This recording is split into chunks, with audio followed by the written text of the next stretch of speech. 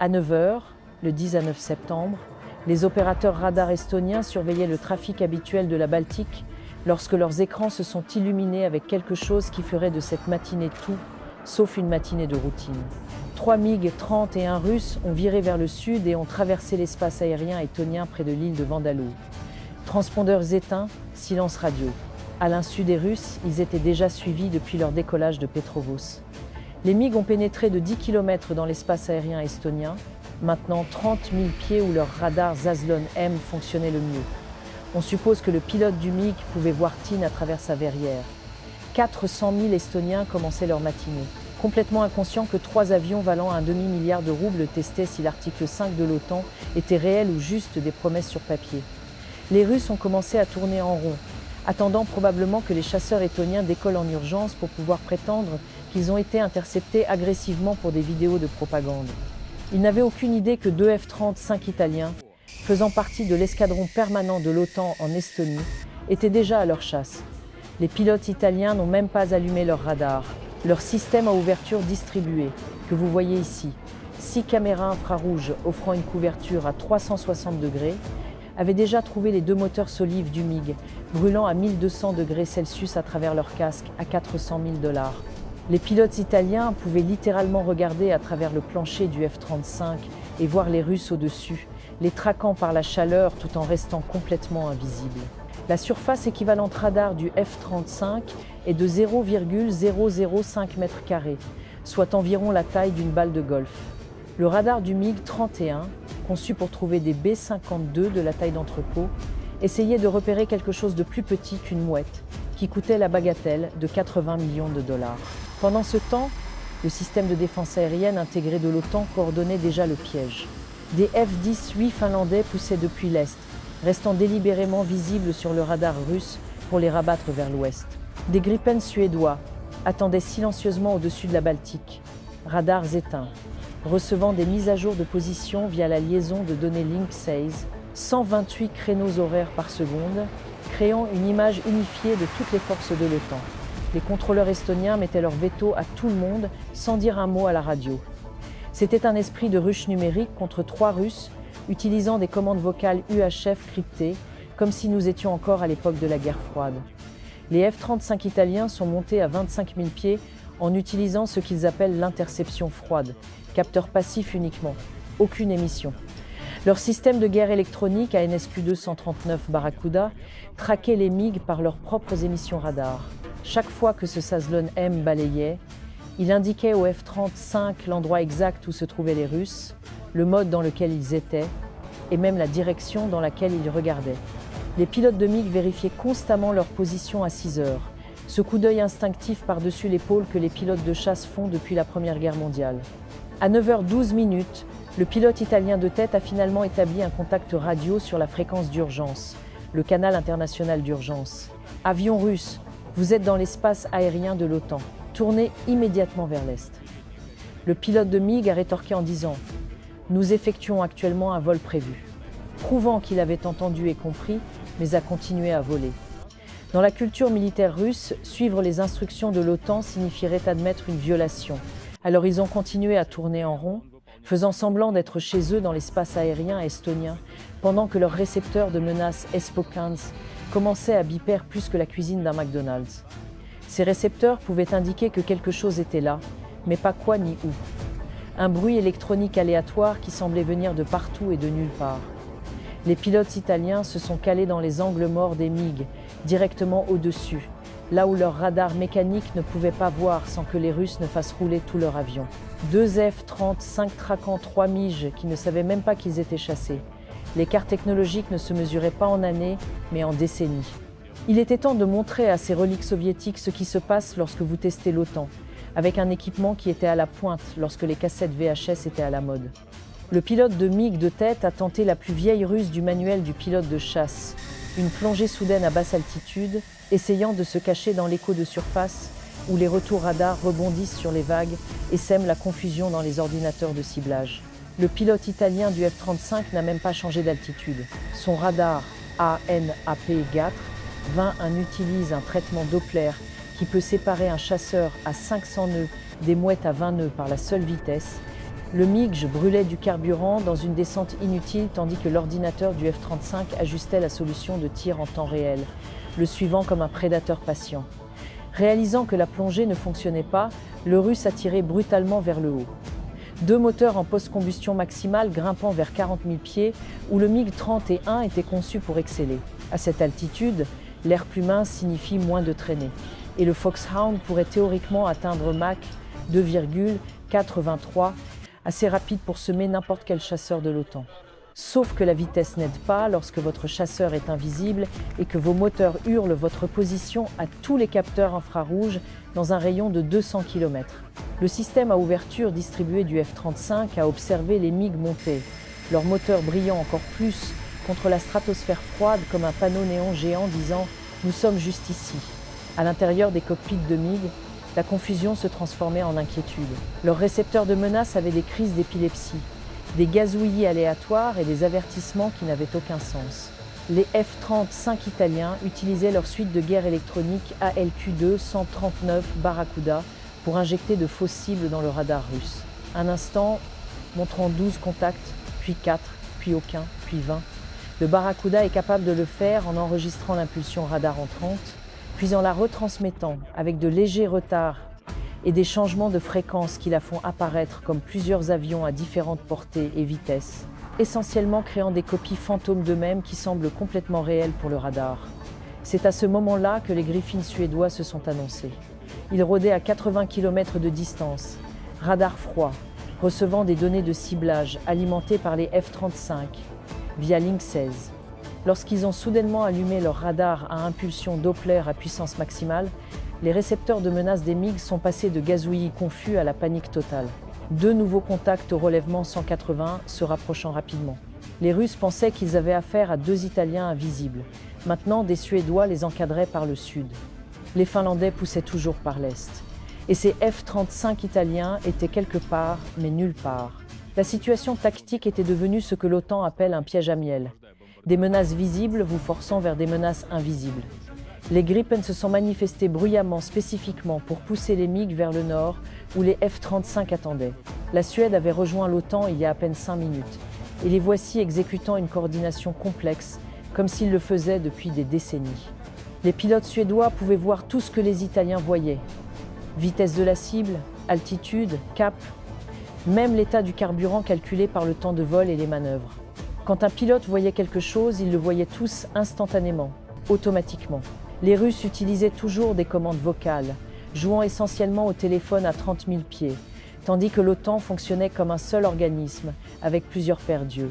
Le MiG de tête a tenté de rompre vers l'ouest en direction de la Baltique, espérant probablement atteindre l'espace aérien international où l'OTAN ne pourrait pas légalement engager le combat. Les F-35 l'ont coupé sans jamais apparaître sur le radar.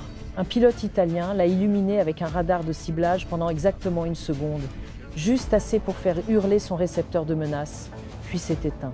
Avant que le Russe ne puisse réagir, l'autre F-35 a fait de même sous un angle complètement différent. Gauche, droite, dessus, dessous. Les avertissements venaient de partout.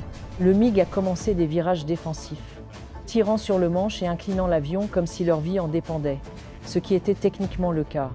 Le deuxième pilote de MiG a décidé d'essayer la guerre électronique, activant son pod de brouillage, le l'E-203B Gardenia contre le radar AESA à saut de fréquence du F-35 qui changeait de fréquence 1000 fois par seconde sur plusieurs bandes simultanément. C'était comme essayer de faire taire une carène en colère en chuchotant. Les pilotes italiens ne l'ont probablement même pas remarqué. Leurs systèmes sont passés automatiquement à différentes fréquences plus rapidement que la pensée humaine. Maintenant leur verrouillage pendant que le brouilleur russe hurlait inutilement dans le spectre électromagnétique. Pour aggraver les choses pour les Russes, l'ensemble du réseau de défense aérienne de l'OTAN se réveillait maintenant. Des F-6 polonais étaient déjà en vol depuis Malbourne. Des Typhoons allemands décollaient de Lake. Le système de commandement et de contrôle aérien de l'OTAN les dirigeait automatiquement vers le même espace aérien sans que personne ne demande de renfort. Le système extrait les données radar de chaque capteur de l'Alliance, crée une image opérationnelle commune, puis indique à chaque avion exactement où voler pour un effet maximal. Les pilotes de MiG n'avaient aucune idée qu'ils étaient sur le point d'être encerclés par la moitié de la force aérienne de l'OTAN. Ils pensaient probablement encore que cela ne concernait que l'Estonie. Au lieu de cela, Ils ont déclenché une réponse de Stockholm à Rome. Tout le monde était impatient de rappeler à la Russie pourquoi la mer Baltique était le lac de l'OTAN. Le pilote de MiG de tête a fait une dernière tentative d'agression, tournant vers Tine comme s'il allait survoler la capitale. Au moment où son nez pointait vers la plus grande ville d'Estonie, les alarmes se sont déclenchées dans les centres de commandement de l'OTAN. Un chasseur russe armé se dirigeant vers 400 000 civils a transformé cela d'une provocation en un potentiel article 5. Les feux 35 ont manœuvré pour intercepter, mais pas comme les Russes s'y attendaient. Au lieu de bloquer leur chemin directement, les pilotes italiens ont commencé ce que les pilotes de chasse appellent le rabattage, utilisant la propre peur des MiG contre eux. Un F-35 les piquait avec le radar par la gauche, les forçant à rompre à droite. Au moment où ils tournaient, l'autre F-35 piquait par le dessous, les forçant à monter. Chaque réaction défensive les poussait plus loin de Tine et plus près de la zone d'engagement que les F-6 polonais et les Typhoons allemands formaient à l'ouest. Les Russes étaient déplacés comme des pièces d'échecs par un adversaire qu'ils ne pouvaient même pas voir. La situation de carburant des MiG devenait critique. Ils avaient tiré et incliné l'avion pendant 15 minutes. Chaque virage défensif brûlait du carburant qu'ils ne pouvaient pas se permettre. Kaliningrad était à 400 000. À leur taux de consommation actuel, ils avaient peu, être 10 à 8 minutes avant de se transformer d'avion en sous-marin. Le mouvement intelligent serait de demander un cap vers l'aérodrome le plus proche, être Turku en Finlande, ou même de revenir en Estonie. Mais cela signifierait admettre la défaite, demander de l'aide à l'OTAN après avoir violé leur espace aérien. Dans la culture militaire russe, il n'y avait rien de pire. Alors ils ont continué à manœuvrer, ont continué à brûler du carburant, ont continué à prétendre qu'ils contrôlaient la situation pendant que leurs options s'évaporaient comme du kérosène dans une post-combustion. C'est à ce moment-là que les F-6 polonais sont arrivés par l'ouest et ils sont arrivés agressivement. Leurs radars se sont immédiatement verrouillés sur les MiG. Pas subtil, pas poli, juste de la pure hostilité électromagnétique. Les radars APG-68 des F-6 sont être plus anciens que les systèmes F-35, mais ils étaient plus que suffisants pour peindre 3 MiG épuisés et à court de carburant. Ce n'était pas juste une interception, c'était une vengeance historique livrée à 30 000 pieds. Des Typhoons allemands sont arrivés par le sud, leurs radars capteurs rares représentant le meilleur de l'ingénierie européenne. Ce n'étaient pas des chasseurs furtifs comme les F-35, mais ils n'en avaient pas besoin. Le Typhoon a été construit pour une chose, la supériorité aérienne par une performance écrasante. 2 moteurs Eurojet produisant 40 000 livres de poussée, capacité de super croisière sans post-combustion et un radar qui pouvait suivre une balle de tennis à 100 km. Les Allemands ont pris position au-dessus des MiG, le terrain le plus élevé dans le combat aérien. Si cela devenait cinétique, les Russes seraient pris entre des Polonais cherchant à se venger et des Allemands avec des armes de précision. Pas un bon endroit où se trouver. Les MiG étaient maintenant encerclés par 10 chasseurs de l'OTAN de 5 nations. Des F-35 italiens qu'ils ne pouvaient pas voir, des Gripen suédois par le sud, des F-6 polonais par l'ouest, des Typhoons allemands par le dessus et des F-18 finlandais poussant toujours par l'est. Chaque voie d'évasion menait dans l'enveloppe d'armes de quelqu'un. Pendant ce temps, des F-6 danois de Skridstrip ont signalé leur décollage. Les Norvégiens s'activaient. Même les Hollandais demandaient s'ils avaient besoin d'aide. L'OTAN réagissait comme si quelqu'un avait donné un coup de pied dans une fourmilière. Des chasseurs décollant de toutes les bases dans un rayon de 500 000. Tous convergeant vers 3G russes qui manquaient rapidement de carburant, d'options et de dignité. Les pilotes de MiG réalisaient vite. Ce combat se transformait en un buffet russe à volonté. Et ils étaient le plateau de pâtes de crabe frais. Le pilote de F-35 de tête en avait fini de jouer. Il a basculé son radar de recherche à poursuite de cible unique, peignant le MiG de tête avec suffisamment d'énergie électromagnétique pour cuire une dinde à 30 km. À l'intérieur du cockpit russe, le système d'alerte de menace est passé de gazouillis inquiets à la tonalité continue, dont tous les pilotes de chasse font des cauchemars. C'est le son qui signifie qu'un radar avancé vous a verrouillé, a calculé votre position, vitesse et accélération exacte, et alimente ces données à des missiles qui volent à Mach 4. L'Italien a maintenu le verrouillage pendant exactement 5 secondes, assez longtemps pour que le pilote russe contemple ses choix de vie, pas assez longtemps pour justifier légalement d'appuyer sur la détente. À travers l'affichage de son casque, le pilote de F-35 pouvait voir la solution de tir mise à jour 50 fois par seconde. Une ligne pointillée montrait la trajectoire de vol calculée de la 120D. Le point d'impact marqué d'un X rouge là où le cockpit du MiG existait actuellement. Probabilité de coup au but, 97%. Les 3% restants étaient une erreur d'arrondi. L'AI-120D AMRAAM est ce que les pilotes de chasse appellent un chien fou. Une fois qu'il devient actif, il ne se soucie pas des paillettes, des fusées éclairantes ou des prières. Il a son propre radar dans le nez qui s'active en phase terminale, chassant les cibles de manière autonome. Même si le pilote de MiG déployait toutes les contre-mesures de son arsenal, et la doctrine soviétique adorait les contre-mesures, le missile analyserait chacune d'elles, déterminerait que ce n'était pas un avion de 81 000 livres et continuerait à chasser. Les missiles modernes ne sont pas confus. Ils deviennent concentrés comme un chien de chasse qui vole à Mach 4 et explose. Les mains du pilote russe tremblaient alors qu'il traitait ses options. Son récepteur de menace ESPO-15 montrait de multiples indications de verrouillage. Pas seulement F-35, mais maintenant les F-6 polonais et les Typhoon allemands avaient rejoint la fête électromagnétique. Chaque direction montrait des menaces. Chaque fréquence montrait du brouillage. Chaque option menait à la destruction. L'entraînement soviétique disait d'être agressif, mais l'entraînement soviétique supposait que vous pouviez voir votre ennemi. Finalement, miséricordieusement, le pilote de MiG de tête a rompu le silence radio sur la fréquence de garde. Retour à la base. Les deux autres MiG ont immédiatement viré vers l'ouest en direction de Kaliningrad. Mais l'OTAN n'avait pas fini de donner des leçons. Alors que les MiG tournaient vers Kaliningrad, les Gripen suédois ont pris position d'escorte à 500 mètres de leur aile droite, assez près pour compter les rivets, assez loin pour éviter une collision si les Russes tentaient quelque chose de stupide. Les pods de ciblage Rafael Lightning suédois ont commencé à enregistrer en 1080p, capturant chaque détail de la configuration des MiG. Chargement d'armes, pods de guerre électronique, même les numéros de queue qui indiqueraient aux analyses du renseignement quelles unités Poutine utilisait pour les provocations. Chaque image serait étudiée, cataloguée et classée sous ce qu'il ne faut pas faire dans l'espace aérien de l'OTAN. À la frontière polonaise, les F-6 ont pris le relais de l'escorte avec l'enthousiasme des enfants qui viennent d'avoir la permission de se coucher tard. Les pilotes polonais ont maintenu le verrouillage du missile en permanence. Pas assez pour justifier l'engagement, juste assez pour maintenir cette tonalité d'avertissement dans les casques russes pendant tout le vol de 400 000.